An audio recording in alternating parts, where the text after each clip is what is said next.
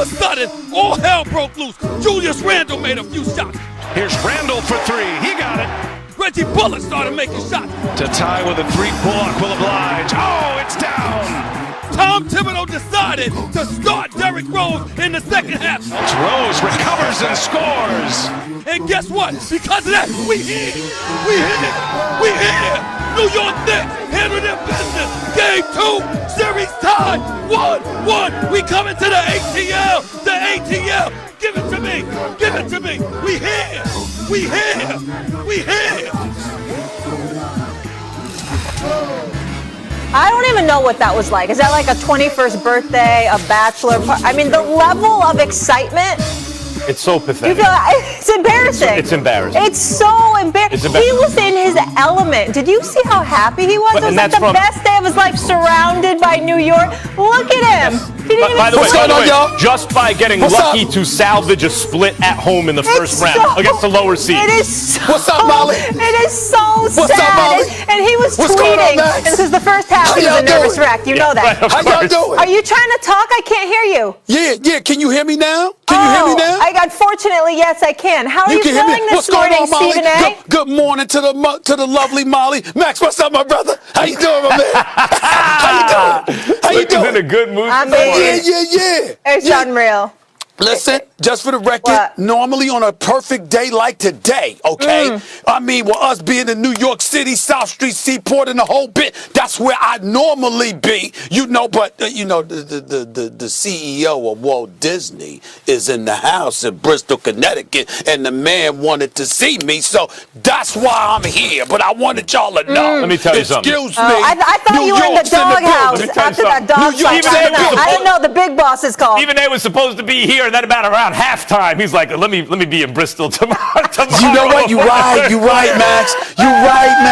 I was very nervous. From the Twitterverse. I was very nervous. I see you. All right, let's go. You guys know what it was. It was a dogfight, that's for sure. But the Knicks take game 2. The series is now split as it shifts to Atlanta on Friday. Don't worry, Stephen A will be in Atlanta too with all the Georgia Peaches. Vintage Derrick Rose and Julius Randle on the boards. Talk to me, young fella. Did you ever doubt this team tonight or thus far in this series, or did you just feel it was a matter of time to find your footing? Never doubted. Obviously, throughout the game, there's going to be frustrations, but, who we are as a team, we're never going to doubt whether we can win a game or not.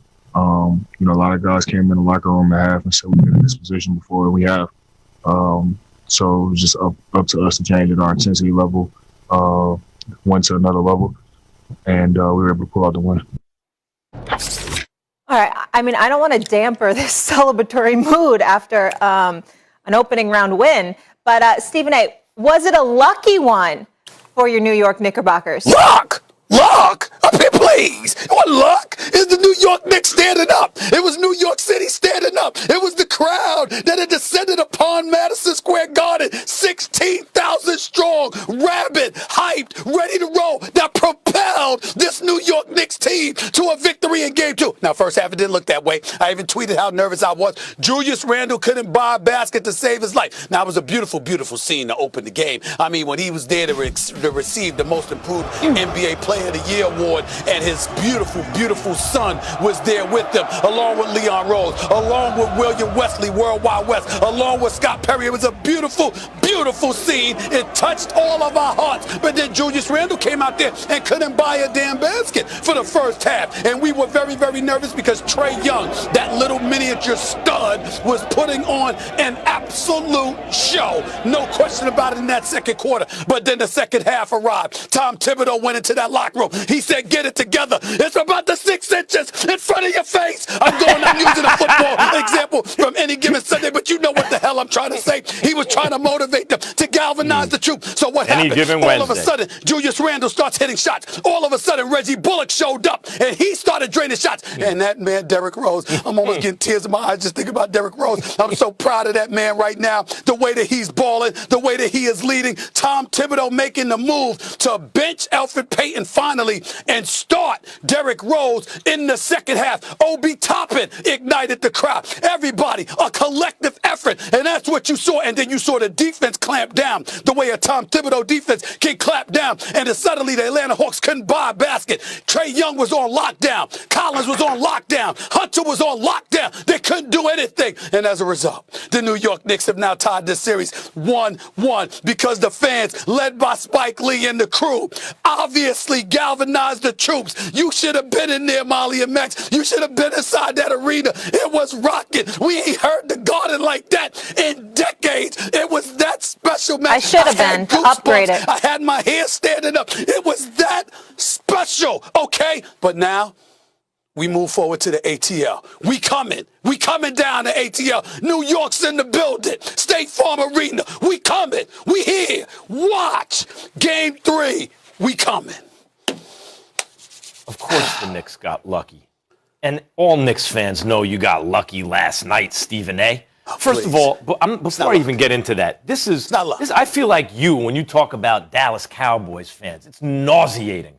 And I was once one of you, before I finally said I had it with Jim Dolan. Let me tell you what you're celebrating right now. You know why it hasn't been that loud in decades? Because when was the last time the Knicks won a single playoff game in 8 years? 8 years. I agree. Yo, all that just happened is the Knicks got lucky to escape home court with a split to a lower seed. And you're celebrating like you just did something, like you just won the championship. Stephen A., you think Bogdanovich is going to go 2 of 13 from 3 again? He might. Because, by the way, that wasn't, look, this is an easy team to root for, this Knicks team. The players themselves, you got to love D. Rose. You got to love Randall. All these dudes. Bullock was great. You got, just quickly, all these guys, they're easy to root for. That wasn't Knicks defense in the second half. Come on, man. Atlanta was just missing wide open shots. Look at all these shots. Because Trae Young shooting them. So let me tell you something. Bogdanovich is a sharpshooter. He couldn't buy a bucket. Can't be. Wide open looks. You want to see the difference between the Hawks' shooting percentage in the first half and the second half? Because of that defense. Because of that defense. 28% from the field instead of 46% from the field. Look at the assist to turnover. Because of the Knicks defense. Do we have some B-roll where I can show you some of the Knicks defense, supposed defense, that Stephen A. is referring to? The Hawks were just missing, Stephen A. They got a lot of good looks, a lot of them. Trust me, Bogdanovich is not going 2 of 13 from downtown again in this series. I'm happy for the Knicks. I'm happy for you. Open look. Just tell me where you see a really difficult shot. Open, missed it. Just show me. Wide open, hits that shot all the time. That's a misrepresentation. Okay, wide open. A lot of their shots were contested. That was a contested shot. It was contested. Shot just there by Gibson. There's been a lot of contested shots last night. They had some open looks, but a lot of them were contested. Dude, just because someone's running like this with a hand up, he doesn't get there in time, that's not contested. But that's the point. True. If somebody's running at Although I saw you against Harden, too. Time out. I saw you against Harden. You were in dress shoes and everything. Shooting bricks. I didn't play. That's where you got the name Brick. Like That's true. You know. That was a setup that, you know what, I happen to love James Harden. That's the only time I've ever disliked him. Since you're going to bring that up, Molly, I was in a shirt and tie, as you could see. Yeah. And I came there to do an interview with Harden when he was in Super Bowl, when the Super Bowl was in Houston for Super Bowl week.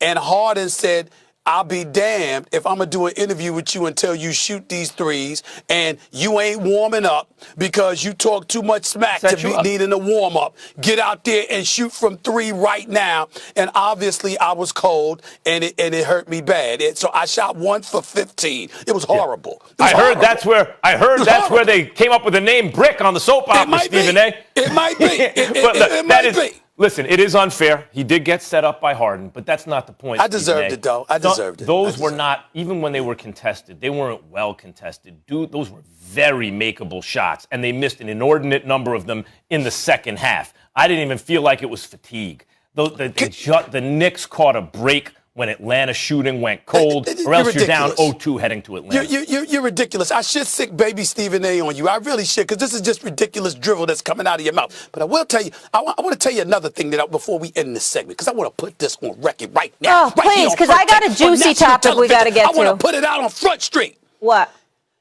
You saw those fans outside last night. Off of one playoff win, their first playoff win in 8 years, as Max pointed out. You know what that showed me? What? That showed me how much of a mistake Kevin Durant and Kyrie Irving made by choosing Brooklyn. Could you imagine, Max, if they were at the Garden, it'd be like that every night. It's going to be like that by the end of this No, season. that's fair, Stephen A. These dudes would be off the charts. First rational point you've made all morning. It's going to be like that for the Nets. Entire state. All right. In another series, everyone's going to have forgotten the Knicks. They're going to be gone, Y'all and the Nets are going to be steamrolling All right, the we league. gotta It's go. going to be like that. We're gonna get into the. Not everything was good with the fans, people. Fans finally back in the stands, and some of them don't know how to act. The fan disrespect was particularly bad last night during playoff games in New York and Philadelphia. A New York fan appeared to spit at Trae Young, the ultimate sign of disrespect, and a Philly fan dumped popcorn on an injured Russell Westbrook. They want to come up, a guy went on the street and pour popcorn on my head. You know what happened? A guy want to come up to me, talk about my kids, family on the street, but the response to be different. In these arenas, you got to start protecting the players, man. You know, we'll see what the NBA does. All right. LeBron James echoing that sentiment, tweeting this. By the way, we as the players want to see who threw that popcorn on Russ. There's cameras everywhere. While he was leaving the game tonight with an injury, there are cameras all over arenas, so there's no excuse. Because if the shoe was on the other foot, hashtag protect our players. Stephen A. Yeah. How should the NBA respond to this? They should come down incredibly harsh on that fan. They should ban him at least for the entire 2021-2022 season. That's a first offense. A second offense, he should be banned for life. We can't tolerate this. Russell Westbrook is absolutely right. LeBron James is 1,000% right, especially with the point that what if it were the other way around? What if the shoe was on the other foot? He's absolutely positively on the money.